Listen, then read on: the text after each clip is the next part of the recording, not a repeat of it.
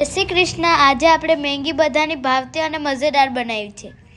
પહેલાં આપણે ગેસ ચગાડ્યો, ટોપડી ચડાવી, तेल डाला थोड़ा सा, वटाना डाला,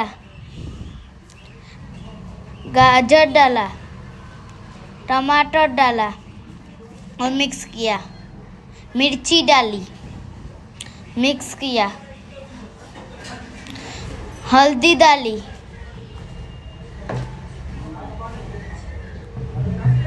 नमक डाला, पानी डाला,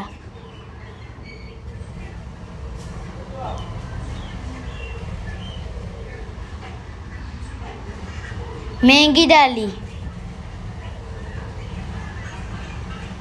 हिलाया, अंडा डाला 3,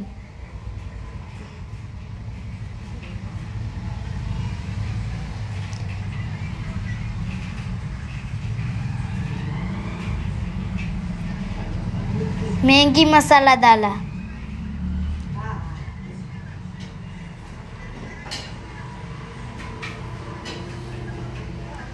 पकने दिया, धनिया डाला,